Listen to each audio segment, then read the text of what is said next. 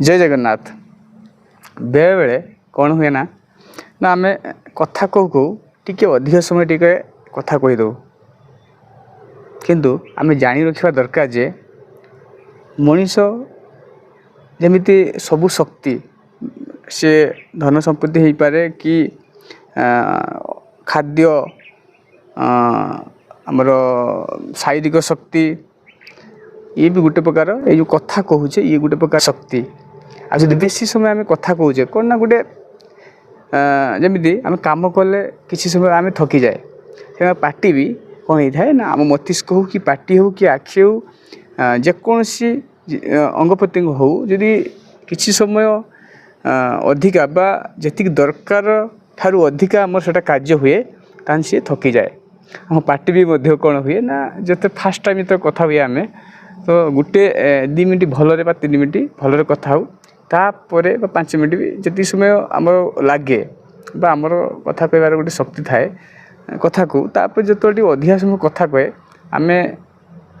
माने कथा बाहर जो हो जाए बाहरिया कथा माने आमर मस्तिष्क किसी ठीक भाव में काम करे ना जहाँफल आम निज भितर जो सिक्रेट बा जेटा आम लुचिकी बहुत दिन धरी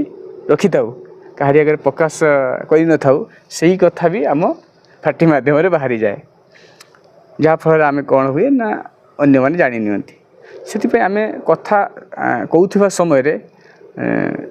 लक्ष्य करवा जे आम किसी भूल कहूचे ना ठीक कहूचे से आम तो जानीपारानी से बेसी समय कथा न कहवाटा ही ठीक जी दरकार से कथा कहले तापर पुणी निज ताको एटा आम मन भीतर रखा जे मुझे समय कथा हेली जी दरकार कथा हेली तापर मुझे जो कथा कहे ताहेले नेगेटिव बा मो निज जो किसी सिक्रेट से बाहरी जाई पारे से आम कौन करवा ना जी दरकार से कथा कहवा ताठू अन्यथा सेटू दूरे की चली जावा नहेले निज पार्टी भी निजर लुचई रखि कथा बा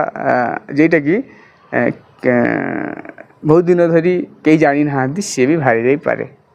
यही प्रति ध्यान देवा दरकार से बेसी कथा कहवा उचित नुहे दरकार अनुसार कथा कहवा एवं सुस्थ रहिबा। जय जगन्नाथ।